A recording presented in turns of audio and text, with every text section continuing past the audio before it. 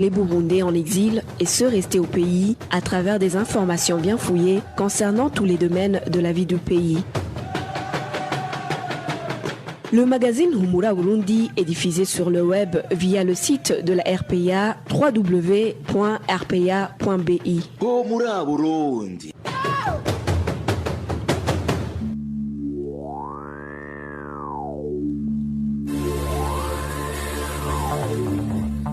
À la présentation, Josiane Mouzaneza. Fabrice Ndimurukundo et Steve Niungeko assurent la mise en onde. Bienvenue amis fidèles de la RPA au magazine Humura Burundi de ce lundi 8 juin 2020, dont voici les principales articulations. Une semaine après l'évacuation de son épouse pour des raisons de santé, le président Nkurunziza n'est pas aussi en bonne santé. Samedi soir, il a été admis à l'hôpital de Karusi. Début ce mardi du concours national des lauréats de l'école fondamentale. La plupart des élèves se disent prêts à passer ce concours. Toutefois, certains regrettent qu'ils n'ont pas pu achever la matière, faute d'enseignants. Dans ce magazine, nous vous parlerons également d'un incident qui s'est passé ce dimanche soir au palais présidentiel, où un militaire de la garde présidentielle a failli être tué par son frère d'armes. Voilà pour le sommaire. Dans quelques poussières de secondes, le développement de ces titres.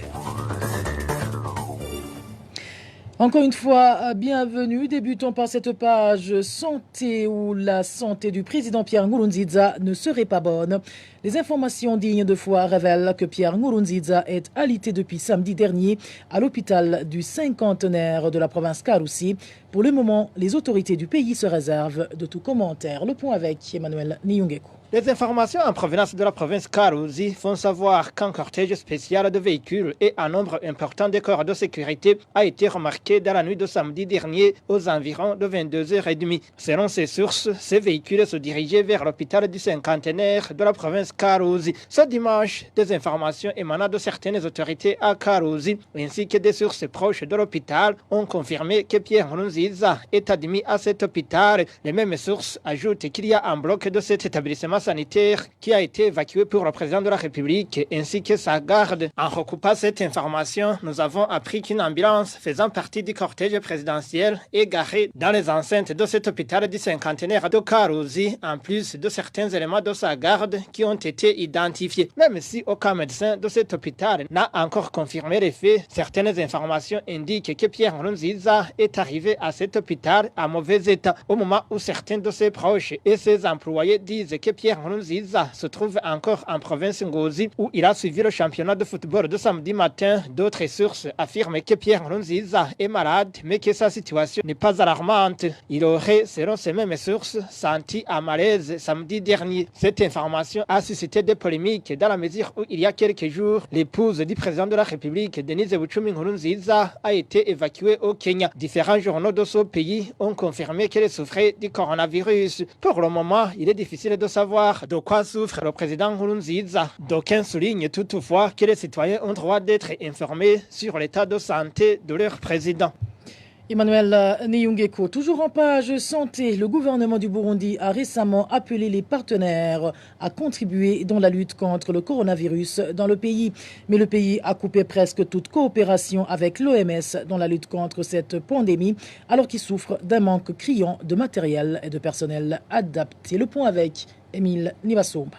Une centaine de respirateurs de réanimation avec capnographie incorporée, environ 5000 bonbonnes d'oxygène avec manodétenteur. Les besoins sont très nombreux pour environ 100 personnes pour lutter contre le coronavirus, selon les estimations du gouvernement du Burundi. Dans ses directives nationales pour la prise en charge de l'infection à Covid-19, le gouvernement énumère également des médicaments pour 100 patients comme 100 000 ampoules d'adrénaline, 100 000 ampoules d'atropine et la même quantité de noradrénaline pour ne citer que cela. Le pays a également besoin de beaucoup de formation du personnel soignant selon le document. De quoi pousser le ministre de la Santé santé publique, Tade Ndikumana, a sollicité la contribution des partenaires. Nous avons des matériels de santé qui ont été achetés jusqu'à l'heure actuelle par des fonds propres du gouvernement burundais. C'est la raison pour laquelle nous avons invité les partenaires du gouvernement à nous appuyer dans cette lutte. Nous les remercions car ils ont accepté de nous aider. Une demande d'assistance mise en évidence alors que l'OMS, qui est l'un des principaux partenaires dans le domaine, a été écartée de toute affaire associée à la lutte contre la Covid-19. 4 experts de cette organisation mondiale de la santé, dont son représentant dans le pays, ont récemment été expulsés pour avoir cherché à s'impliquer davantage dans la lutte contre le coronavirus, la lutte qui est gérée d'une manière très opaque par le gouvernement du Burundi, selon certains experts. Retrouvez les différentes productions de la RPA sur Facebook, YouTube, Twitter et sur www.rpa.bi. Poursuivons ce magazine par cette page sécuritaire où 2 personnes ont perdu la vie, 3 autres ont été grièvement blessées dans un accident de roulage survenu ce lundi sur la route nationale numéro 10 au niveau de la colline Buhoro en commune Babaï de la province Cibitoke. Selon les administratifs à la base, les victimes de cet accident venaient de la ville de Bujumbura pour aller superviser le concours national prévu ce mardi. Selon les agents de la sécurité routière, l'excès de vitesse serait à l'origine de l'accident. Ils affirment également que le chauffeur n'était pas habitué à ce trajet. Et puis un militaire de la garde présidentielle a été blessé la nuit dernière par son camarade qui lui a tiré dessus. Cela s'est passé au palais présidentiel de Bouillé, situé en province Ngozi. En état critique, la victime est en train de recevoir les soins intensifs à l'hôpital provincial de Ngozi.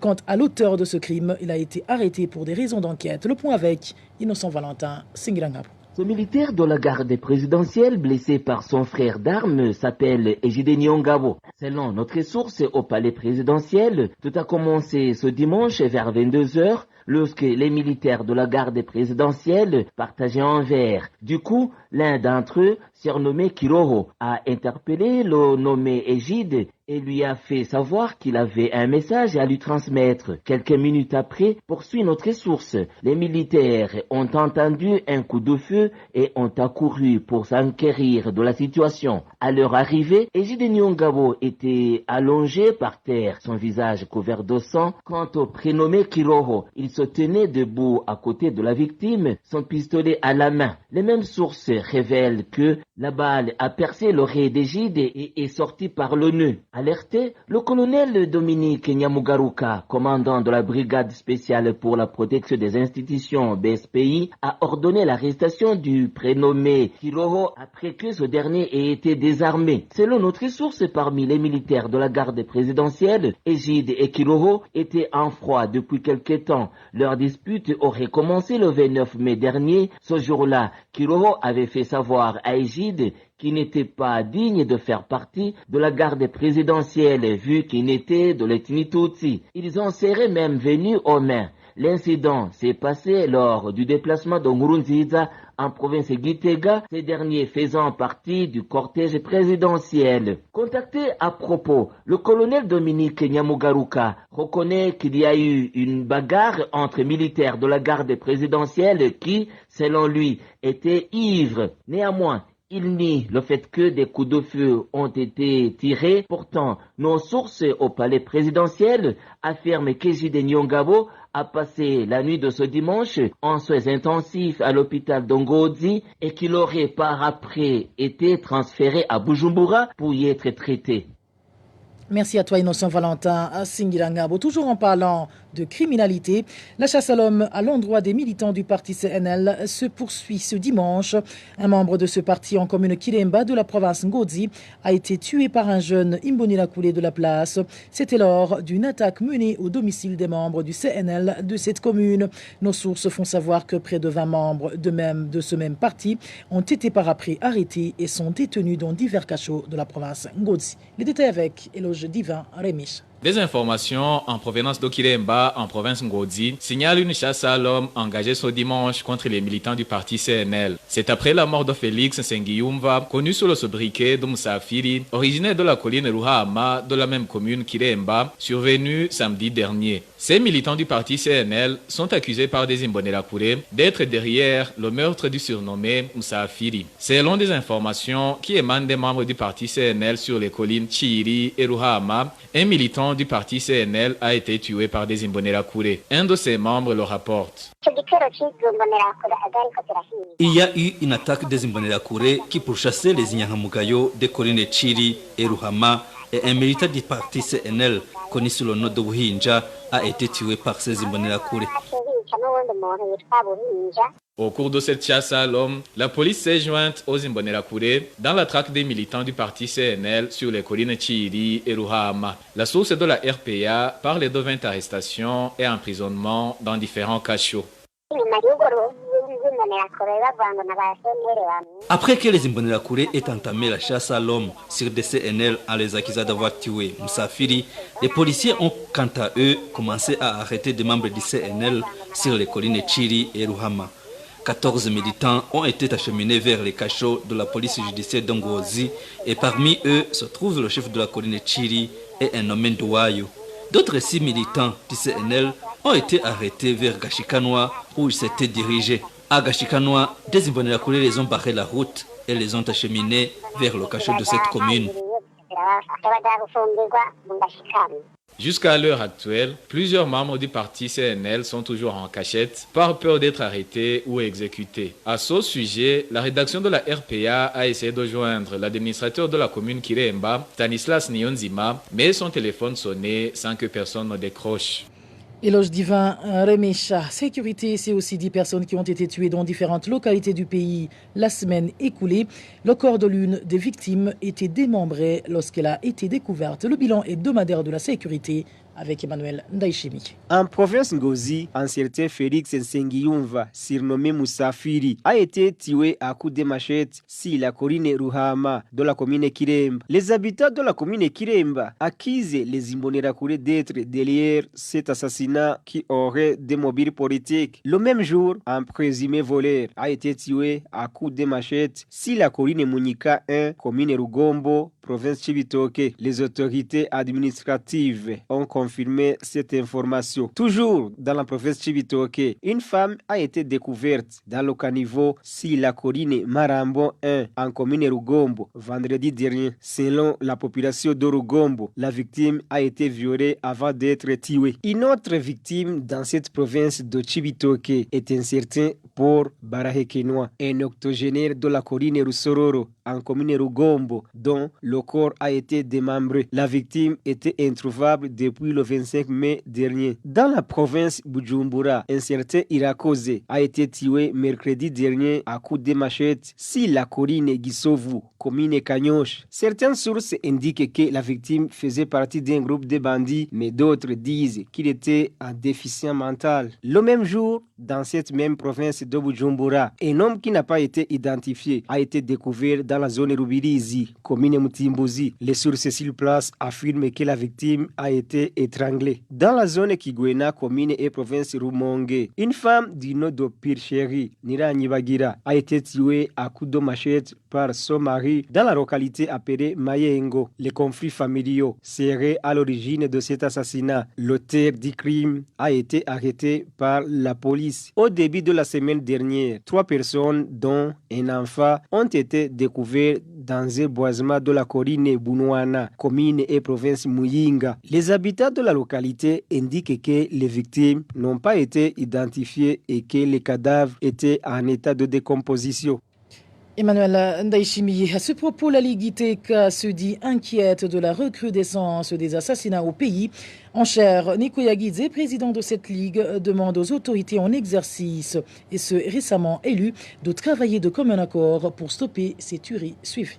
Durant cette courte période de 2 semaines, la Ligue ITEC a documenté 13 cas d'assassinat, parmi lesquels 7 cadavres ont été retrouvés d'ici et là. Et la Ligue ITEC se demande pourquoi l'administration à la base est mobilisée pour enterrer ces cadavres sans qu'une enquête soit diligentée. Et la Ligue TK fait un appel au nouveau dirigeant du pays, le président Eri, l'administration actuelle, de faire tout pour arrêter ces actes ignobles, de se distinguer de la phase du passé, car la population attend beaucoup pour le nouveau président.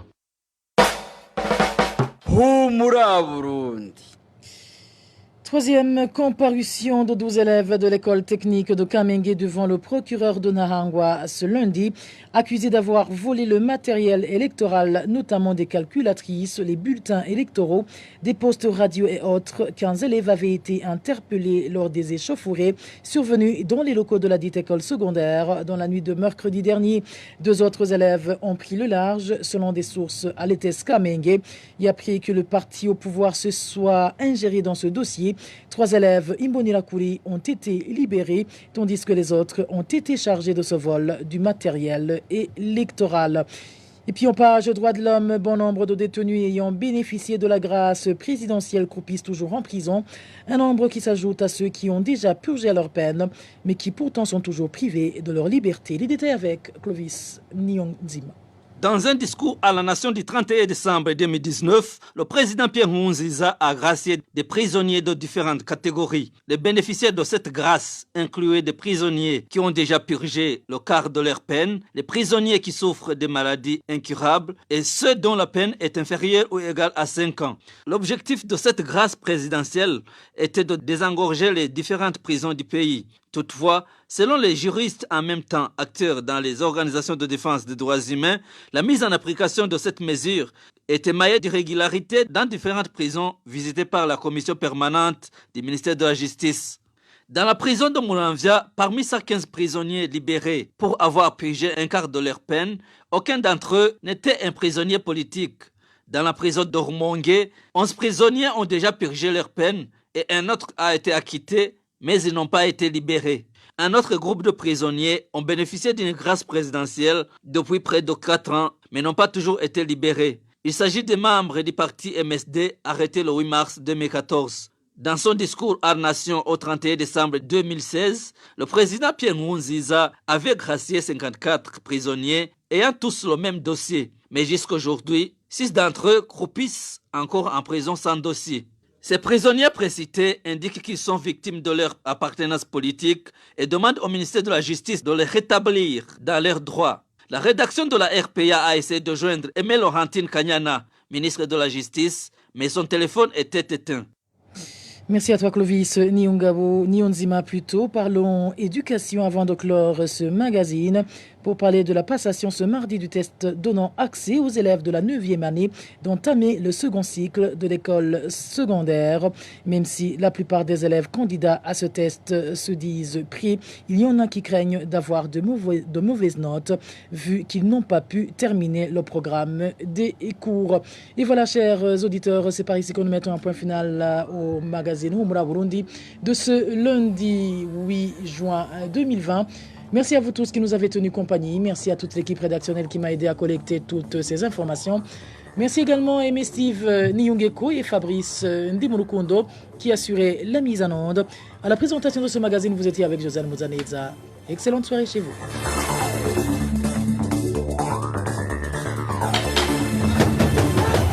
C'était le magazine Humura Burundi. Un magazine campant pour relier les Burundais en exil et ceux toujours au pays à travers une information de qualité.